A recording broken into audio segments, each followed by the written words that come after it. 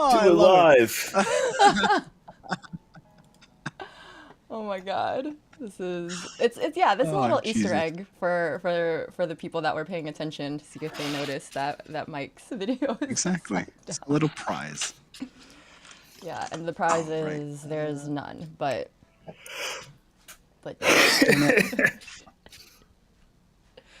all right. We are live? Are we live yet? Come on, YouTube. Oh, YouTube. Love it. Takes a bit. But you sent me the link. Oh, no. Did you?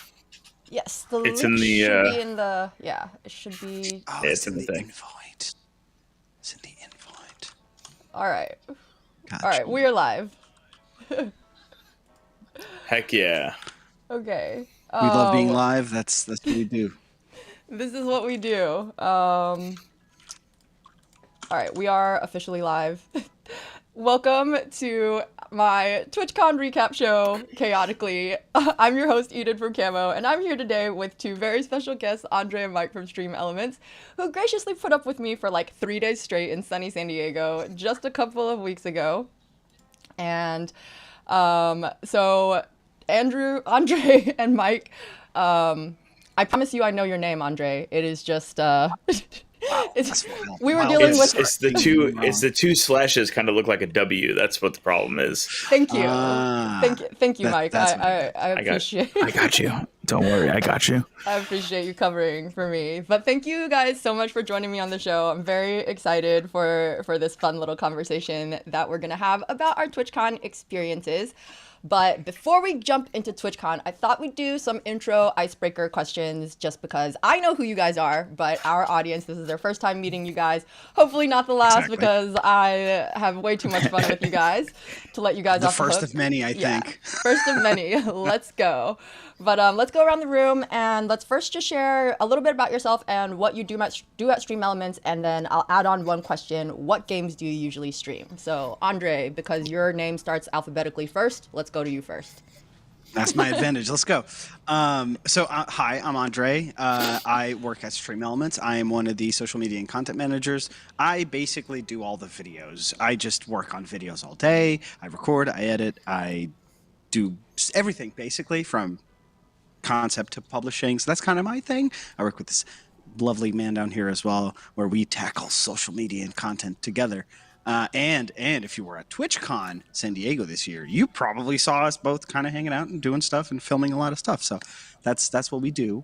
And about me, I am a huge nerd, a big gamer as well. Lots of video games, lots of free time being dumped into video games. That's how we do. And that's it. Oh, you said a question. What was the question? What do you stream? What game do you stream? So I this is funny. I am not currently streaming. That's okay. But I am getting very ready to start. And actually, the one that I'm going to be streaming a lot of is my guilt, my shame, which is Zenless Zone Zero. I am hopelessly addicted to that game. It's Mike. Do you want to know the hour count at this point? Let's hear it. Can I guess it's around? Yeah, sure. Can I guess it's around like? I'm gonna say 38 hours. I was gonna say you have a little bit of an advantage because you know my hour count from like a month ago or something because I shared. Mm-hmm. Are you close to 40? What? It has one more digit. I was going to say a little bit more. Oh, my God. It has one more digit. All right. Never mind then.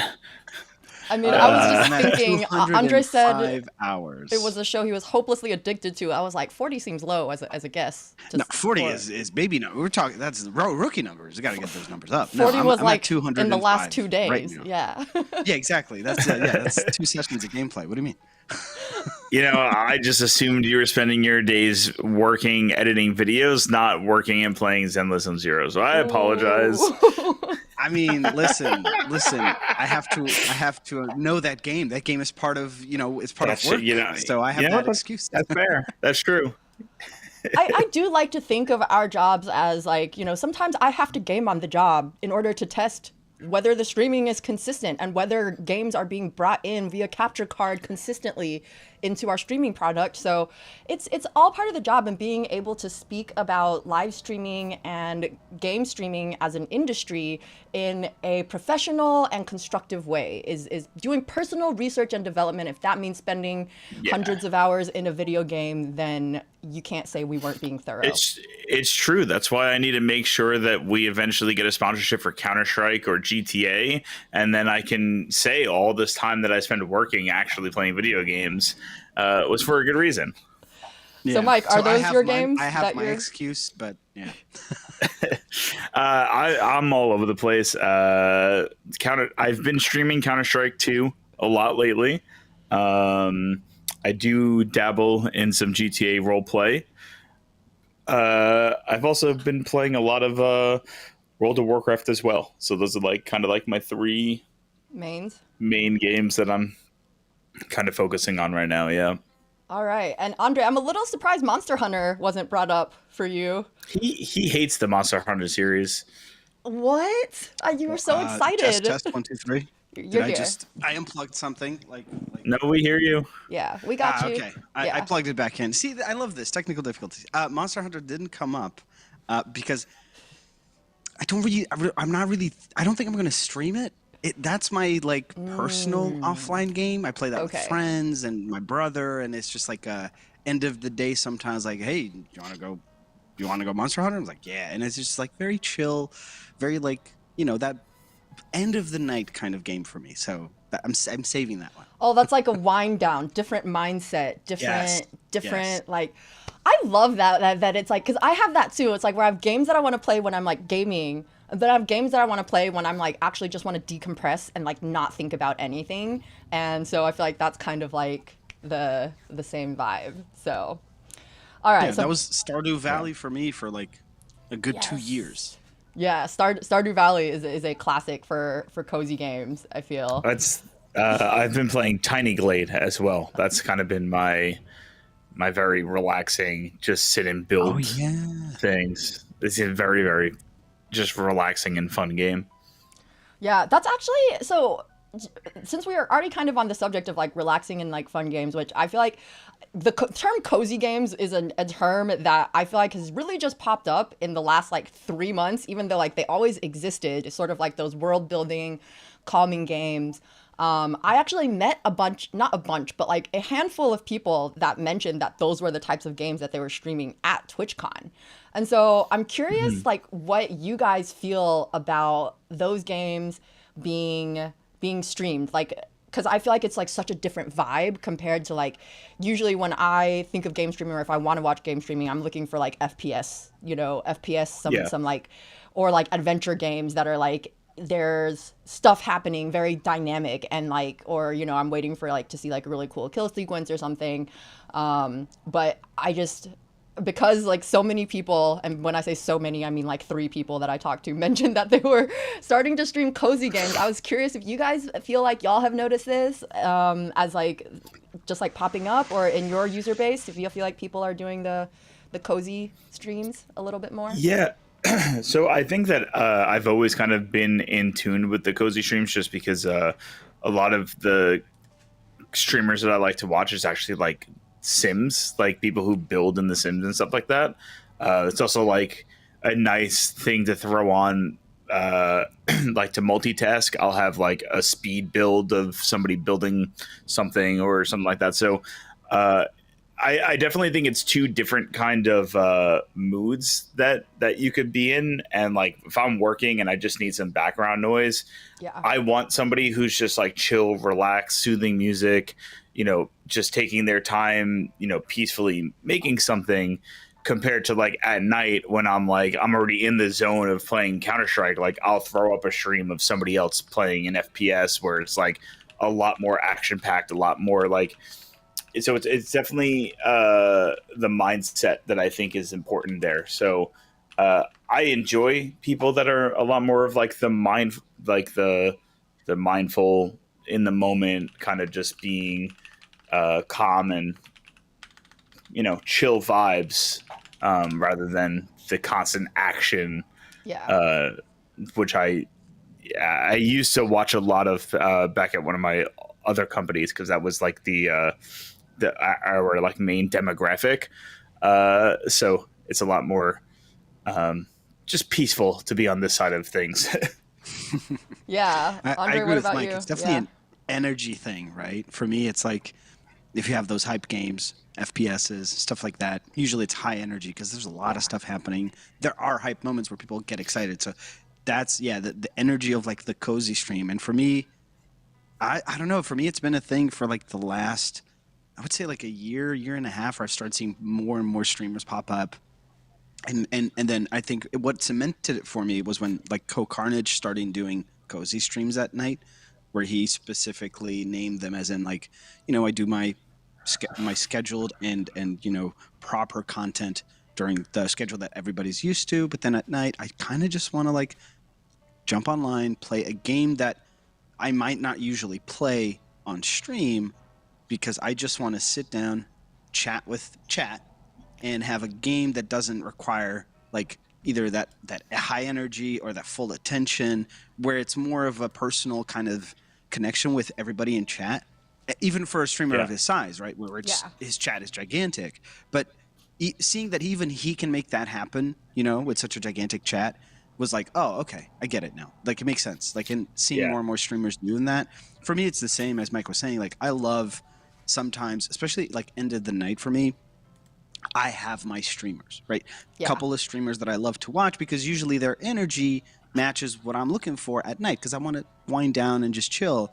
I kind of don't want to see like somebody playing Call of Duty or Apex. You know what I mean? It's too much. It's too much for that hour to night. I want chill, cozy vibes, background music that is very chill. See with the cozy streams, like the people that are there to just kind of chat with their community, you have more of an opportunity to actually like sit down and communicate with them and actually feel a part of their community, because you're talking to them, they're listening, they're responding, they're adding to the conversation, and it's like kind of like a two-way street. I've seen COD streamers, I've seen Apex streamers, like I've seen them just be so locked into their game that like chat is just like, if not secondary, tertiary of like what they're paying attention to. Yeah, sorry, having a little brain thing going on right now.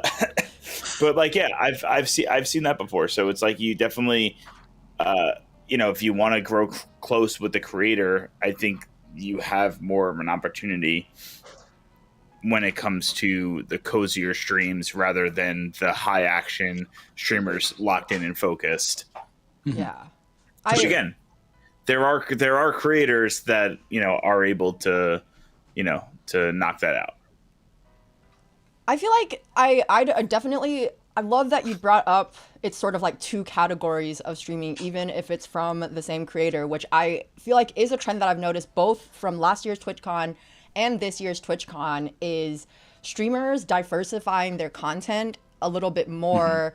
Like last year, I feel like it was a lot of people were starting to talk about doing like more variety streaming, not just specifically game streaming, like whether that's like adding more games into their repertoire or just having like more just chatting or hanging out streams. And this year, I feel like that was definitely in like full effect. Like there was almost like no creator I talked to that was like only doing one type of streaming. That was like the only thing that they were focused on.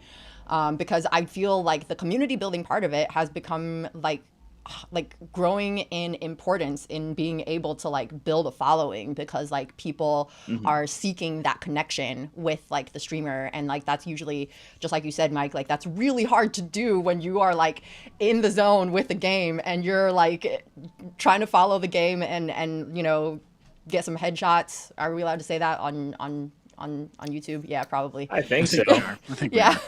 She means it in a game. YouTube, I mean it in a gaming context. Chill. I'm not talking about actual real life violence. Yeah. Photographies, headshots. You know what I mean? Yes, like, headshots. That sort of thing. Thank you. Headshots are a safe term because of photography.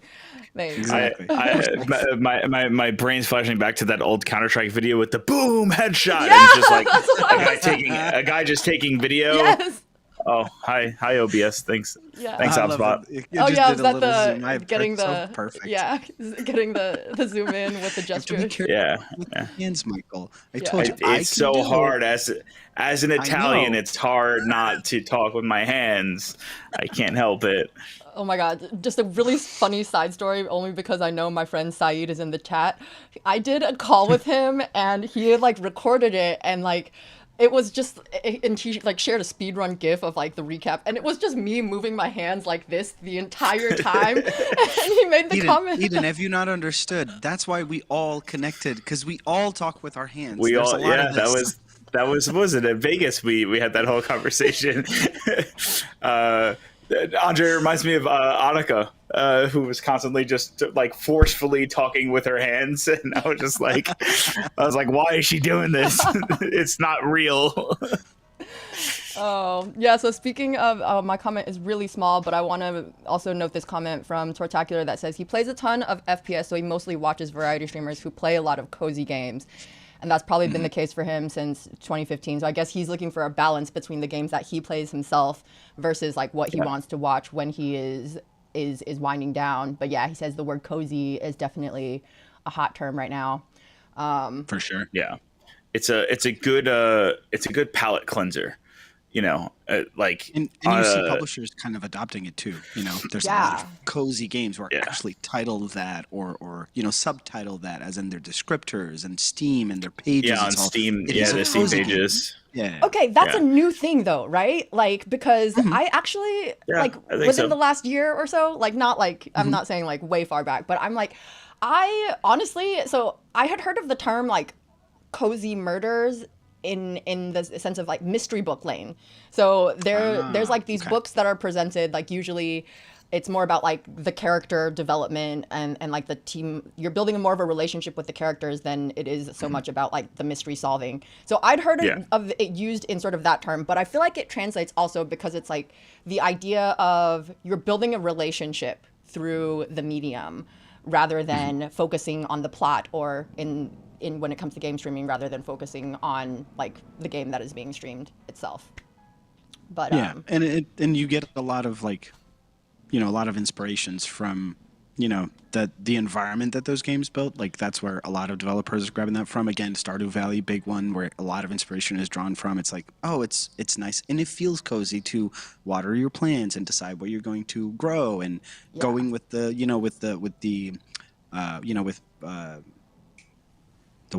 the weather, not the weather. I want to say, autumn and spring. What are those yeah, called? the Again, seasons, English. the Come on. seasons, The yeah. seasons, exactly. Seeing all that happen, and then of course interacting with the villagers and building those relationships. Like all of those actions, just like it's like that immediate translation for you as the one playing the game is like, yeah, I'm just gonna cozy on up because this is Yeah. a great environment for me to feel this way while I play this game. And I feel like that's what you see being picked off by a lot of developers now is that same feeling. Sometimes with a lot of very similar scenarios to Stardew Valley, for example, where you're building either a farm or something Yeah. like that. But yeah, it's definitely like along the last year or so, a lot of games have been starting to pop up that introduce that word cozy into their descriptors. They're Yeah. like, yes, Yeah. we are a cozy game. Yeah. Just like these that you're used to, we are also a cozy game.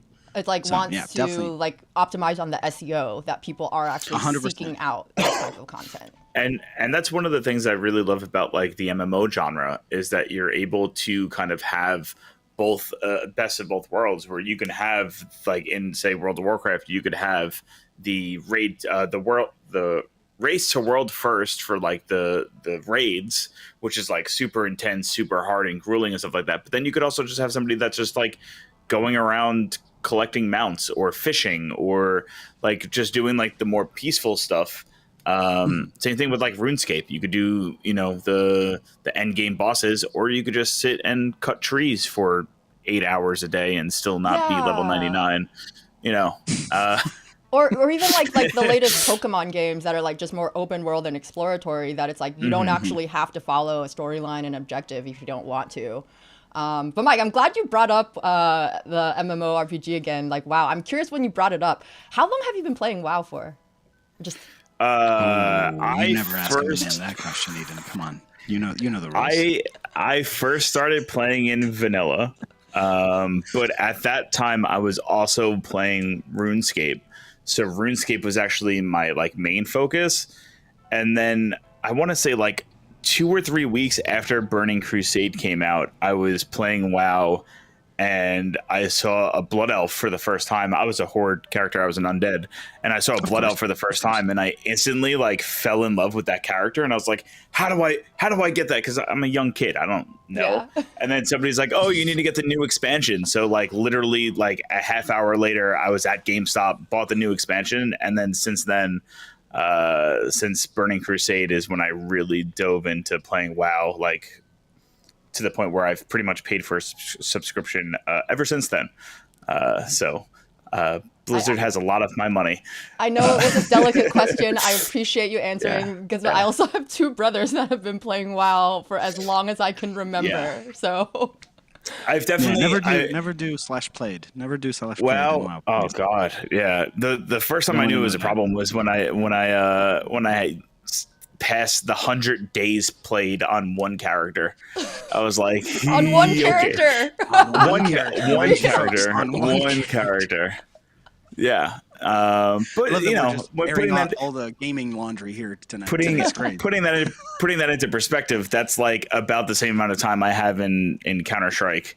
Since 2017. So it puts things into perspective a little bit.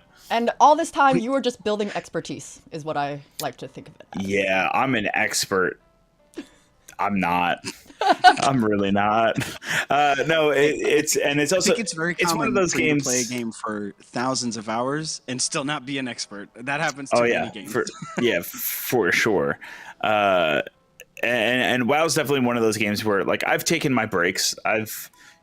I stopped playing for a little while, but I always came back to it. Just like old school RuneScape has its talents in me. I'll always go back to that game when I'm in that kind of mindset of grinding. Yeah, and Tortacular brings up a good point that he says he thinks that COVID was a big cozy game catalyst with Animal Crossing. Oh, yes. And that totally makes sense. Is like who wasn't playing Animal Crossing at some point in COVID? Yeah. Like, so me, I never played it. Yeah, actually, I haven't either, but but we were busy playing other games. But what I did hear from was I was surprised to see and hear from so many people who usually never play games saying that during COVID I jumped on to Animal Crossing. Everybody that I knew was kind of playing it, and I loved it. It's like some of them, like their first incursion into like, I'm gonna buy a Switch and I'm gonna play this. Just because they were, kind of bored. Switches almost got sold out. Yeah. All right, well, to bring it back to TwitchCon a little bit, I'm the master of letting conversations go where they go, but we are here to... Us too. You would have a blast hanging out with us in our work meetings. Oh man, that's what we were just talking about. Is I'm getting in on one of those work meetings, throw around some ideas with you guys. So watch out. happy for that. Be prepared for a scheduled 1 hour meeting that turns into a 2 to 3 hour meeting. Yeah. That's just how it works. If we're lucky, 2 to 3 hours. If we don't digress too much. Yeah. Oh wow! I bet that the time difference is really great for those marathon meetings. So yes, yeah, it's always funny. We're like, oh, Andre, you gotta go. It's like 8 o'clock, and then it's just like, okay, one last thing, and then it's like, Andre, you gotta go. It's like 9 o'clock. Yeah, but I just need to say this one more thing. Yeah. I have takes. I have ideas. Yeah. Yeah, exactly. Yeah. All right. But to bring it back to TwitchCon, so I know you guys do a lot of content and talk to a lot of creators at TwitchCon. I know because I was loitering at your booth for much of it because I was just a wanderer at TwitchCon this year. But like, what were y'all's main goals headed into TwitchCon? For us specifically, for me and Mike and Justin, who is in the chat right now, he shall not be mentioned by name because he's not here, and on camera, but we love him. For us, for our team, the community and social media team at Stream Elements, one of our big focus was, first of all, we were showing off a couple like new tools that were, not shown off yet. And so we were giving like in-person demos to folks. And it's pretty exciting stuff. We can talk about it, right, Mike? I believe we can. We can say what it is. I was gonna say if y'all don't want to share here, I'm gonna be at this point it's pretty much public knowledge because you got the lowdown at TwitchCon. Everybody who's watching went to TwitchCon obviously and went to our booth. Exactly. So no, we're just reiterating what they already know. Exactly. So, one of the big ticket items that we had there was we're introducing, we have our OBS plugin, SE Live, and we're introducing a multi-streaming feature to it. So it's basically where you're able to create a vertical canvas. So you can start streaming, just instead of just Twitch, you can do Twitch and like TikTok, YouTube Shorts or TikTok or Instagram at the same time. And that was a big, a big exciting thing that we had to show. And so our plan and our goals were mostly like we wanted to grab those folks after they were done with the demo and just catch their like raw reaction as soon as they saw it. That was one of our goals, and our other goal was mostly just interview people and get like testimonials, because for us as a company that provides us a free service, like we have no great way to get folks' opinions like in person specifically. Like we really have a hard time getting testimonials. And so when we're at TwitchCon, it's a perfect scenario for us to to grab those, because we have a lot of friends and creators that like us and that show up to the booth because they want to see us, they want to talk to us, they want to see what's new. And so for us, it's a great opportunity to grab them and be like, hey, would you mind just recording a quick interview with us? And so that was like one of our that's basically what you saw me and Mike do a lot at our booth. We had our little corner sectioned out so we could bring folks over. Yeah. And that was like one of the main things. And then we did record a bunch of other, random content that we're going to see if we can build even just a nice little TwitchCon B-roll video where it's just like a lot of different things. But yeah, the main focus was, being there to be able to meet and interview people. We did a lot of interviews that day. Those 3 days, I guess. The 3 days. A lot of halls being consumed to help our throats from talking so much. So many. I'm gonna bring you guys an entire bag of cough drops next time. I come prepared. Don't worry. You can steal some of mine. Cough drops, the better. I remember offering Chase. I remember offering Chase a cough drop at one point, and he was like, "Do you think I'm an amateur? That I need your cough drop?" Opening up his coat and be like, he's basically, I have all of these. My own. What do you want? What flavor do you want? Yeah. Totally. Chase is he's an expert at conventions. He's done them all. He knows what he's doing. He really is. And I would say that totally, I feel like that definitely feels like it shows through when it comes to like the entire Stream Elements experience at conventions, is that like, I wanted to host this show because like I loved hanging out with you guys, and like we have the chemistry already. It's gonna be a fun show, but I'm also like really interested in learning from you guys and y'all's experiences, because like I see with my own eyes. I get to experience, the Stream Elements booth in person, and like it just feels like you guys have it like down to a science, from like doing the product demos and then like getting people into the creator corner for like the interviews and testimonials. That it's like just such like a well operated machine. I know my boss Aiden, who he was in the chat earlier, probably still is like, Eden, you better be taking all of the notes, because we're gonna eventually want to do a booth one day, and when I'm gonna be put in charge of it, I'm gonna be like, oh yeah, let me just pull up that TwitchCon recap show that I did with Stream Elements. Well, if it makes you feel better, it took us a while, I would say, right? It took us a couple of TwitchCons to get to where we're at San Diego TwitchCon this year. Like we started doing certain things at TwitchCons, including the one in Vegas, where we also hang out with you, and me and Mike it was our first time being together at an event. It was the first time that was the first time we met. It was the first time we met in person. Ooh, okay. Yeah. Mm-hmm. And so ever since then, we've kind of been just adjusting, kind of perfecting and understanding like what we can do at TwitchCon as the community and social team. And I feel like what you saw in San Diego was a lot of experimentation that went through, Amsterdam, Rotterdam, not San Diego, Vegas. You know what I mean? Like all of those kind of contributed to us where we are right now. And of course, like going forward, we want to do different things, but like we feel like we have like a nice little like central element for us that we know what we can do at Twitch, at like an event like TwitchCon, right? Yeah, I think I'm gonna cut in real quick. I'm gonna double on this real quick.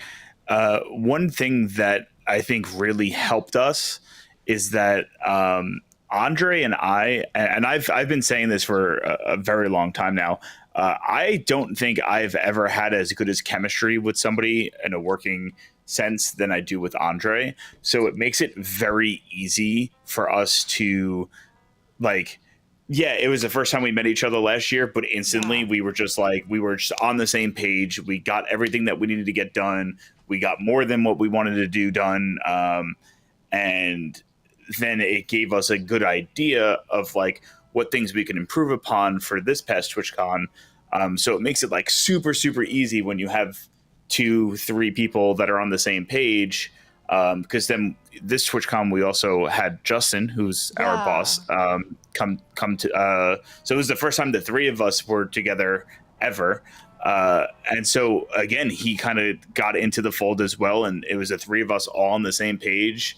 And he was directing people over to us to get interviewed, and we were posting things to social as quickly as we could and getting interviews done. It was like everything was kind of just working on the same page, which I think is like super important when you have a team, is that you need to make sure that the chemistry is there, because if we're on 2 different pages, 100%, it's one thing that if we're working in an office and it's like, okay, this week wasn't that great, but this next week, we know what we need to improve on. You only have 3 days at an event. Yeah. So it's like you really only have like half of the first day to kind of figure your stuff out. I almost 100%. I stopped myself from cursing. You got to figure your stuff out so you make sure you can salvage the next 2.5 days. For sure. And I think that is something that's super important. So I was very happy with kind of how this TwitchCon went compared to what we did even last year. And I think last year we did a great job as well. But this past TwitchCon I think was probably the as good as I could have hoped for. That's Actually, awesome. I have a question. Eden, how many TwitchCons have you gone to so far? So this was only my second TwitchCon. This was your second one. Okay. Yeah. So first one was Vegas. First one was Vegas, and this was my second one. I'm still feeling like I'm like so new in the Twitch scene, period. And like I do, just going off of something Mike said, I do want to like sort of vouch for like y'all's chemistry. It's like I had no idea that Vegas was the first time that you guys had hung out. Oh yeah. Like I just would never have been able to tell, because it just seemed like y'all worked together so well and were like so cohesive as a unit, that like I'm surprised to learn now on this call that last year when I met you guys, that was the first time that you guys actually we met in person. We had worked together for about a but year still, before sometimes that. But it's like like there's online and virtual rapport that can be built that sometimes does not always translate to in-person Sometimes interaction. it can be weird in person, but we were lucky it was not. Yeah, no, that's awesome. So since we were sort of talking about past years, experiences, and you guys also went to TwitchCon Europe both last year and this year, or did y'all do Paris and Rotterdam, or just Andre Rotterdam? did. I did not. Mike was not there, unfortunately. But so yeah, we've been kind of attending as Stream Elements. We've been attending every TwitchCon since 2019. 2019. Because there were a couple of them who got, because of COVID, who got canceled. But like I think 2019 was the first one, if I'm not mistaken, where none of us were present. But then the first one I remember going to with Stream Elements was Amsterdam, which I believe was 2022. Okay. Yeah. And then we went to San Diego. I didn't attend that one. Gotcha. But ever since then, it's kind of been all of them. Yeah. So, but yeah, we always have a presence at TwitchCon. Is the event that makes the most sense for us, because the Twitch creators are like the largest part of our audience. So for us, TwitchCon is like the event that makes the most sense for us to be at. So that's the one we're always at least. More events, maybe we'll see. But like TwitchCon is a definite yes, because it makes a lot of sense. Yeah. And like, how did the Rotterdam experience compare to San Diego, for example? Because like, I really want to go to Rotterdam next year. Like, Chase said it was a really cool experience, and I'm just like, I was like curious to hear from you guys what you guys felt, especially like comparing the events. Like, can you give me an idea of like scale, like how much bigger or smaller the Europe event is compared to the US event? So I was actually impressed with Rotterdam in terms of both the venue. The venue is it is a nice size. You can definitely compare it to San Diego. As we know, it's now going to be where TwitchCon is Right. going to happen next year as well, Yeah. and probably going forward. When you compare it to the San Diego Convention Center, it is a bit smaller, but it's very pleasant. It has a lot of nice areas, a lot of outside areas that you can then you can access.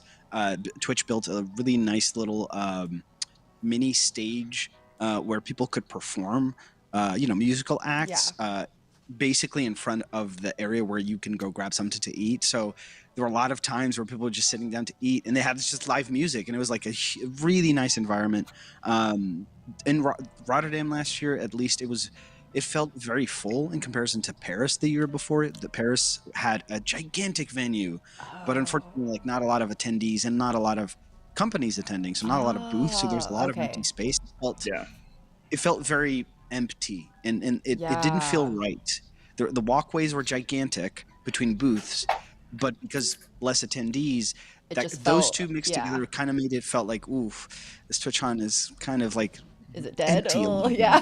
from what I've heard, because I wasn't at Rotterdam, but it was similar to TwitchCon Berlin in 2019, which I was there, and it was, the convention center was like you said, kind of like a nice size, but like there was spacing between the booths and walkways, but like everything was kind of condensed a little bit, so it seemed more full. Yeah. All right. Please stop tracking me. Thank you. Please stop tracking. That's so funny. That's something that I feel like San Diego actually did very well, was with the spacing and like the 100%. Like it felt like a full awesome like event to be in, but like I will say Saturday it did get like a little bit congested at points, especially on the expo floor. But like overall balance. I was just going to say the genius move they did was definitely like you have a big corridor in the middle that you see as soon as you come in. And if you walk down that corridor, you're going to see everything. Like to your left side, to your right side. That's where all of the booths and all the activities are. You have this walkway in the middle that you can just go up to the end. And at the end was Twitch Rivals, where we were as well. So it's like that was very smart. Comparing to like Paris, where it was 2 floors and it was very much based around like sections, where you would go from section to section. This one was much better laid out, where it was just like a straight line, and you can see everything immediately. You'd be like, oh, I want to go check out that booth or that booth, and it was very easy to see everything. Other conventions have always kind of made that hard. Even Rotterdam makes that a little bit hard. Like the flow is not as easy as in San Diego. So I think they really hit a nice mark here, and I think this is probably going to be a very similar layout that they're going to use for next year, I would assume. Over my Don't go killing off your teammate. No. So 2019 was my dead body. They keep that layout. I hated it.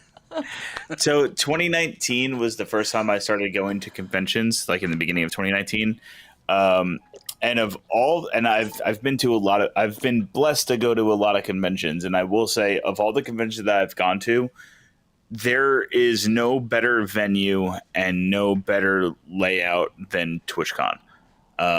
TwitchCon is, I think, held in the best convention center, as well as just the size. Like, it's not nearly as packed as, like, from what I've heard, San Diego Comic-Con is like, where it's like they fit way more people in there because of just the nature of Comic-Con. Yeah. So I think TwitchCon is like the perfect size for the perfect group of people.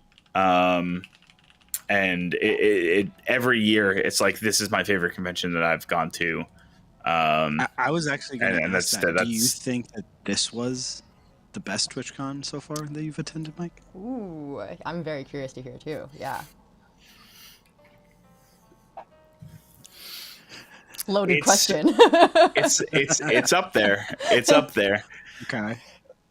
I will not lie. My first TwitchCon experience was a very, very just surreal experience that I don't know if I'd be able to top in 2019. But that was just because of the nature of kind of what I was doing at the time. I just felt like I was a rock star, kind of.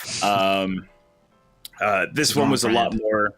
this one was a lot more like my style of like I like more of the intimacy. I like that the convention seemed smaller than when it did, back in 2019. I think this is probably like my second favorite experience, to be honest.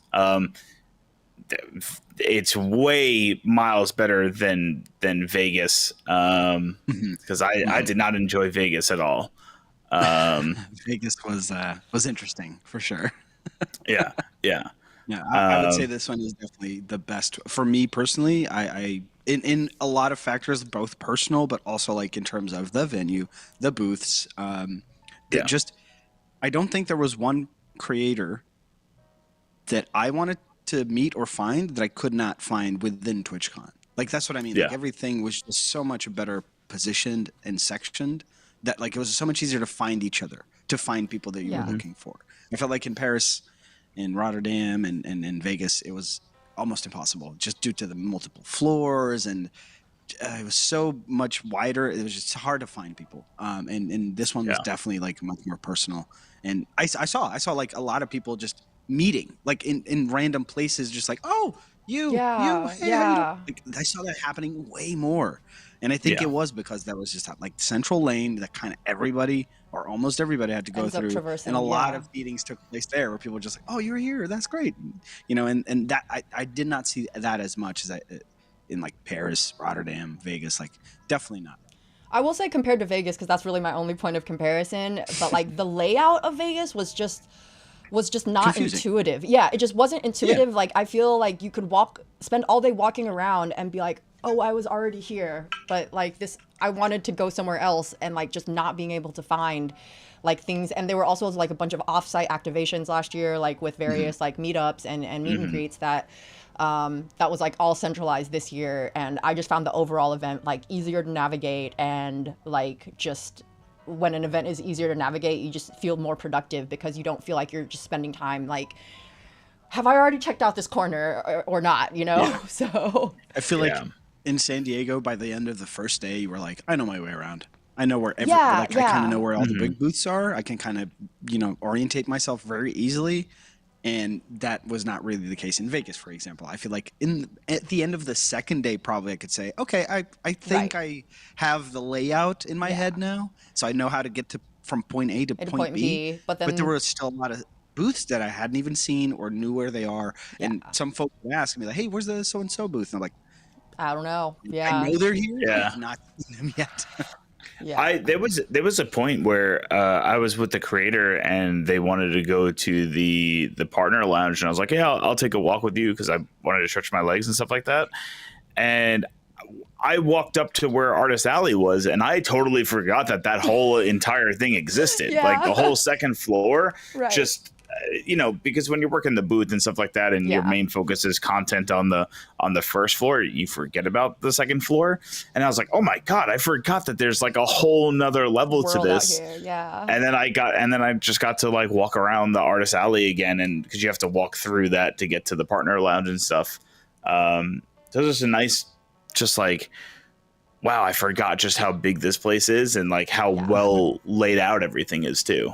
I think they did a good job with Artist Alley this year, because like last year it was like stashed in a back corner that I legit did not find until day 3. And I was like, where did you get this cool fan from? Where did you get these cute stickers from?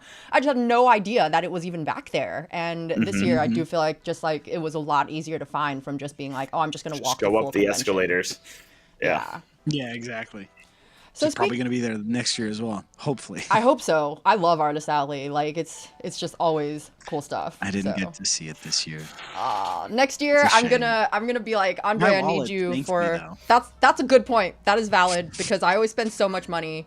But next year we're gonna walk Artist Alley together. We'll make some content out of it or something. So For sure. it'll be we time well wanted spent. to do that. We just didn't have time. I know Yeah. it's so hard to stick to the plans. Like I feel like I always do like all of this planning. I'm like I'm gonna do so much stuff, and then like push comes to shove, and I'm like, or realistically, I was not able to do 10 things today. I was only able to do 4 because like half of these sessions Well, are at yeah, the same time, and that transparently, that's something that we ran into too. Like we had this idea of like all these different kind of content that we wanted to film and all this kind of stuff that we wanted to do, and then it's like we kind of forgot that when we get to the convention center, it's like it's You're a just totally there. different ball game than Yeah. what you're projecting in your head. Yeah. And so like you know, we know what we want to try and get done for next year and stuff like that, but you know, we have to also remember to be real and to like not force things just because we came up with a dumb idea,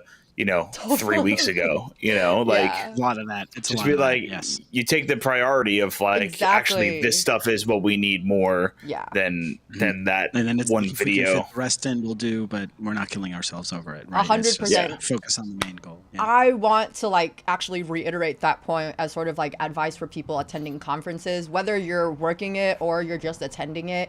Like I am that person that tries to bite off more than I can chew because I have this mindset that I'm getting sent to these events. I have to like make the most out of every single second and every moment that I'm there for, and end up getting so stressed out because I feel like I'll be like, oh my God, I've only talked to like 2 creators today and my plan was to talk to 10, and it's like, yeah, well, those meaningful hours, like it's like the conversation didn't last 10 minutes. Like I hung out with them, like spent time Exactly. meaningful Yeah. with them to like try to build a relationship rather than being like speed run and to just to hit targets. And so it's all and about at like the- finding those core priorities, and like everything else, it's great to have more goals, but you know, it's And at the end of the day, those conversations actually can help convert you, help you convert more, Yeah. because you're spending all this time and focus on one creator who's going to remember you Yeah. and who's going to remember that conversation and is going to speak highly of you to their other streamer friends that they're going to be at TwitchCon with. So it's like they're the ones that are going to be like, oh, I had this great conversation with Eden over at Camo, and we're going to do this, this, and this. You should check them out. And then that's going to be a lot more influential than the possibility of you talking to a random creator who like is just stopping at the booth just to see what's there, but not really in your demographic, or not really in your like wheelhouse of of kind of what you're looking for. So the people that you spend that time with also probably know creators that are in the similar boat as them, and will then direct them to you as well. That's Aiden, my boss. I hope you were listening. That might. No, we can even say that, like, if you think about like our booth, for example, everything happens because we staff our booth with folks to be able to welcome folks in and have a conversation with them. And then from there on out, we'll see what they need. You know, if they need help with, they're thinking about switching to Stream Elements to use our tools, or they're interested in getting a sponsorship, or they're interested in, like, you know, what are you guys showing here? What is the new stuff? Like, we prepare ourselves to have enough people there to be able to have those conversations, right? Not just be like a quick 1-2 minute. It's you're supposed to have all the time in the world that you need to come out of that conversation with the creator feeling like, all right, cool, I either answered or provided what they needed, or I got their contact, and when I get back, we're going to get them what they need. You know, that is exactly like Mike is saying. That only happens because we have people there that are real people that are just having a conversation with you, that have, you know, the same interests. They watch streamers, they play games, and they understand what you're going through because we make stuff for you. So it's like having those conversations is literally the reason why we go to TwitchCon. You know what I mean? And that's I'll one always of our main objectives as a company. Yeah. I'll always vouch, like, when you are at a convention, you know, you should actually take the time to listen to the community that comes and uses your product, because, like, I had a creator come up to me and I'm just sitting at the front of the booth, and he comes up to me and he's like, "Hey, I got a quick question. Hopefully you could help me out." I'm like, "Sure. Like, what could I do for you?" And then he starts asking this really, really in-depth technical question about outputs to video using a certain codecs and stuff like that. I'm like, I literally stopped him mid-conversation. I was like, "Hey, man, I'm just the Twitter guy. Like, I just shitpost. Sorry. No, it's all good. Sorry. It's all good. Like that's when I tweet. Yeah, count it. That's one. You know, when you see me tweet something, when you see us tweet something stupid on the timeline, it's typically from me. Sure. But and then I looked over and I saw that we had like 2 of our devs and one of them was free, and I was like, I'm going to introduce you to our head dev, and he will be able to answer that question. And if he can't answer it, he will help you figure it out by fixing it on our end. Yeah. So I legitimately dragged him over to Jacob, one of our lead devs who were there. And I was like, "Hey, Jacob, this guy's got a question. I have no clue what he's on about. But here," and I was like, "You both met somebody cool today." Yeah. And then I walked away. And then, 10 minutes later, I see him leave. And I was like, "Yo, did you get sorted?" And he's like, "Yeah, he said that he's going to help fix this, this next week or whatever." And I was like, there you go. Like, that's what you need. Like, that's when it comes to working a booth and being at a convention, like, that is the dream. Like, to get direct feedback from your community and get a fix for them or help them get what they want. So, when Eden eventually runs the booth at the next TwitchCon, that's what's going to make you feel like you've that you're on top of the world, because you know that you just helped somebody with a problem that they've been dealing with a problem. Yeah. And there you go. Like, that's the fulfillment of like, cool, I did something cool today. Yeah. Mm-hmm. For sure. And for us is also a little bit of the, but we all work remotely. Like Mike mentioned, like, we all work from home. I would say like 98% of the company at Stream Elements work from home. So it's like, and we interact with our users online. That's kind of the business for us, right? And so getting to be there in person and seeing folks in person come up to us and be like, "Hey, I love what you guys do. The software is great. Sponsorship has helped me. This and this and that. Like, I love your service. I love your tools." Something, right? Just getting that feedback directly that we, usually online you don't see. Usually online the vocal minority is always the negative minority, so you see a lot of that, right? But having that one-to-one with people who are like, "Hey, I really like your service. You guys do a good job." And for us, it's like that immediate, like, spirit lifting thing for everybody at the booth, right? For everybody that works for Stream Elements there to be like, "Oh, this is cool." Like, people enjoy our tools. They enjoy what we do. They find it useful. So we are providing a useful service. Like, that confirmation coming from real people, to me at least, that is like a huge game changer. Yeah. Ever since the first TwitchCon, I was like, "Oh wow, people really like us." Yeah. You know what I mean? Because you never believe it for yourself. You always get that little imposter syndrome of like, "I'm part of this company. I think people," but then you get that confirmation, and that is huge. That's why usually when we come back from TwitchCons, we are just like vibing. A total high. Like, "Oh my God, that was great." We got all this energy from people saying that, like, they enjoy what they use that we build, or that we provide stuff that they really need. Like, that is... I'm the opposite. I crash right after TwitchCon. I'm like, I miss this so much. As soon as I leave my friends, I'm so sad. Post-con depression. That's a real thing that I had to deal with this That is such a real month. thing. Are you kidding me? The 2 days immediately. Ride home, the 2 days immediately after TwitchCon, I'm just like, I'm not going to see Andre and Mike tomorrow. Like, I'm not going to see Chase. It's kind of weird. Might be a year before I see you guys again. Like, yeah, by the time TwitchCon ended, we had a group of us, Andre, that was just like, who we were hanging out with every night, and like during the convention as well. And Eden, you were obviously a part of that as well. So it's like, as soon as everybody leaves, it's like, damn, like, this kind of stinks. Like, we had the last dinner, and then we all went out and stuff like that on Sunday, and then Sunday night I was like so sad and bad, and I was like, man, like, I don't want to go home tomorrow and stuff like that. And then at the airport, I grabbed lunch with one of the creators that was hanging out with us, because their flight was also at the same time as mine, kind of off by like 30 minutes or whatever. And I was like, oh my God, this is so great, so great. And then as soon as they left to go on their plane, I was like, I'm so sad. Why did I do this to myself? I was like, why did I just relive this high of hanging out with friends that I don't get to see often with? Yeah, that's the bad part of conventions, is when you get to hang out with a lot of people that you like and that you kind of only see at TwitchCon or at a certain event.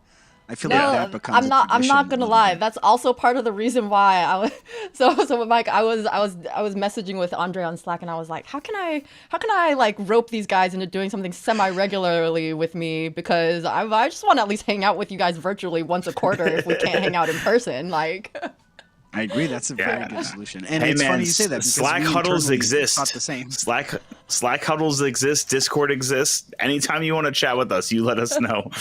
Exactly. Yeah. No, let's do it. Well, I know that we're coming up on time a little bit. I want to be respectful of y'all's time, but I am going to ask if you guys have any predictions for live streaming, not just specifically Twitch, but predictions that you feel like maybe something that you learned, a conversation that you had, something you saw at TwitchCon this year. One prediction that you feel like for streaming, and I'll go first while you guys are thinking, because it is a little bit of a thought question.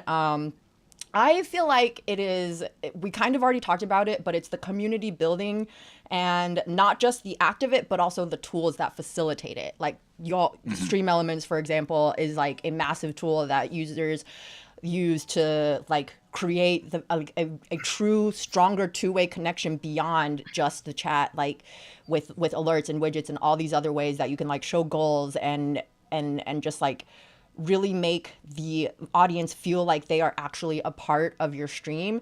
Like, I feel like engagement and community engagement tools are going to be, people are going to start using them more if they're not already, and we're going to see like that continue to be like an emphasis point with creators. Like, if they're not already sort of hosting like the hangout streams in addition to their usual game streaming, I think we're going to start seeing more of that.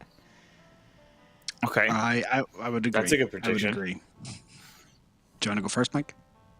Sure. I really think that having a vertical live stream is going to be much more of a common thing coming up this year. Okay. With the way that people are, their attention rate is these days, like I can fully see some sort of like TikTok or Twitch stream or like Twitch thing where it's a vertical stream and you could just swipe up between different streams. Oh, like to flip like between them. Okay. Like a Twitch like TikTok thing.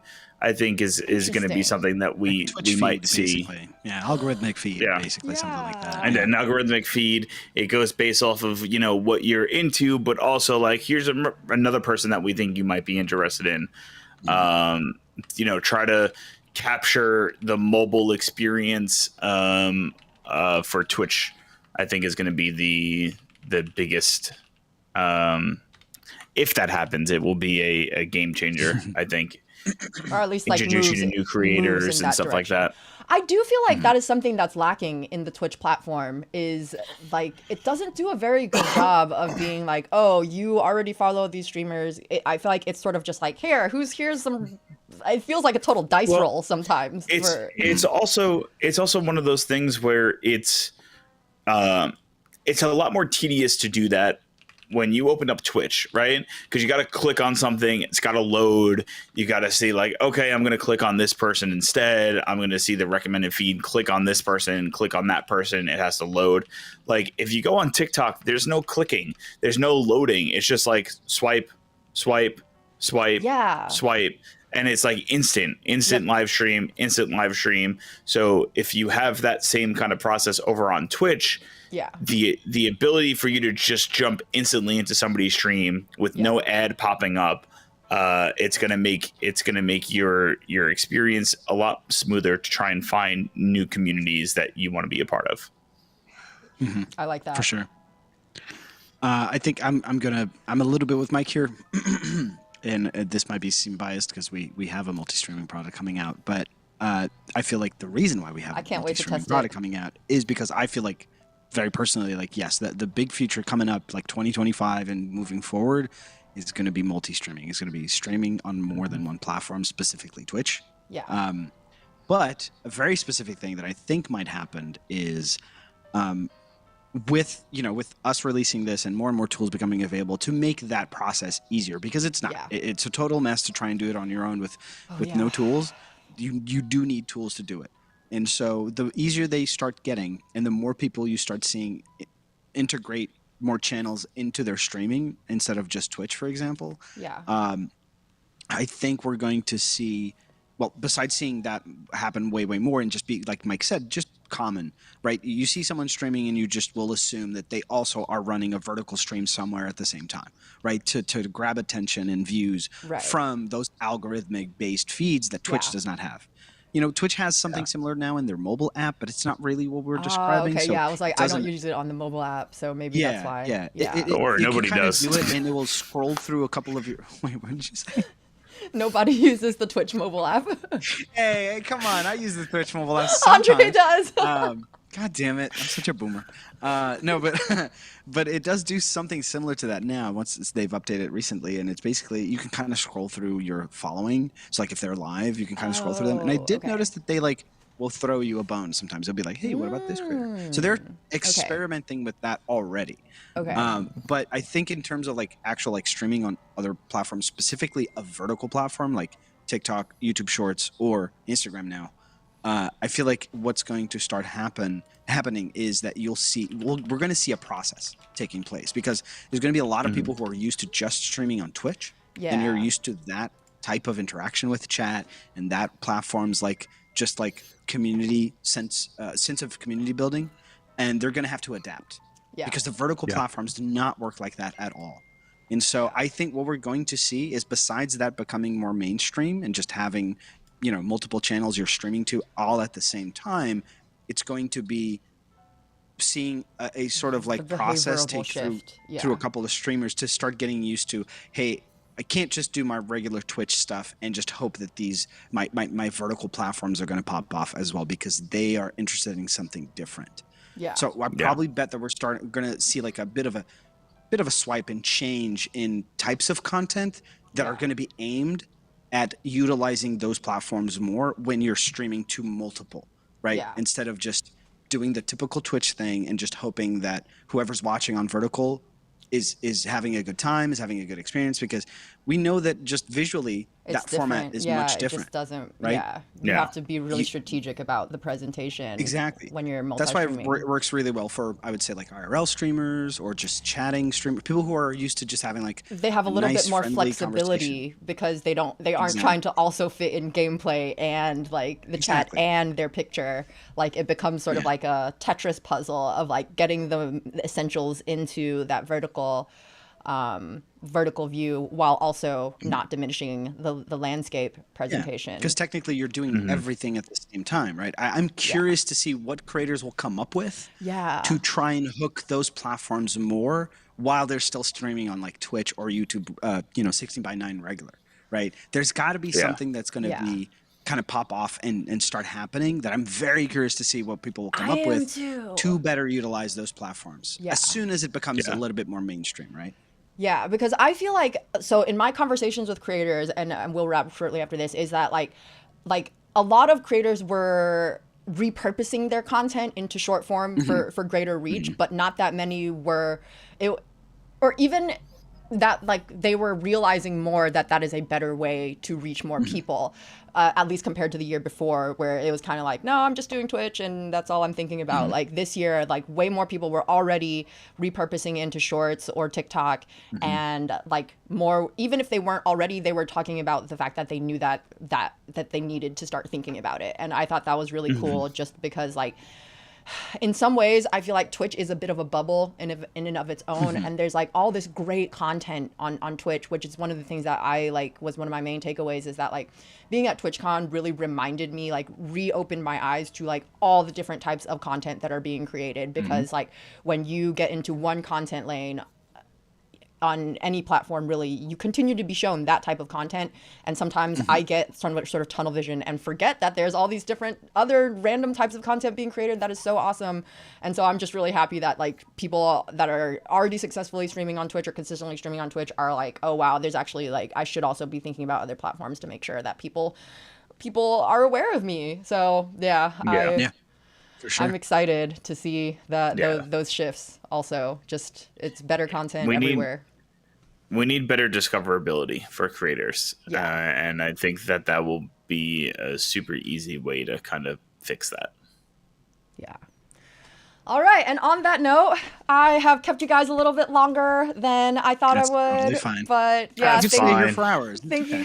No, literally, at first I was like, when I was going through my questions, I was like, oh, what if I don't have enough to talk about? And it's like we did warn you that we digress. I will talk enough for all of us. Don't worry. I love it. This is my type of show. I'm like, I just love letting the conversation, lazy river is what I call it. I'm like, I like to have like a general outline, but we're just gonna go where the conversation takes us. And I do feel like we shared a bunch of takeaways about navigating TwitchCon and our experiences at TwitchCons and how it's continued to evolve based on venue and over the years, and sort of what we feel like is coming up for streaming. So I would say that we did a great job in recapping our TwitchCon experiences and talking about the streaming landscape. And thank you, the audience, for joining us. And thank you guys. We will talk to you guys when we figure out when we're going to collab again. Exactly. Stick around. Whenever you want. We'll figure it out. And we'll make it happen. Yeah, exactly. Oh, Mike is upside down for this I'm upside down. I love Mike upside down. Yes. Australian Mike. Australian Mike. That's what you get for being on the other side of the world. Exactly. Ironically. Don't make me sad.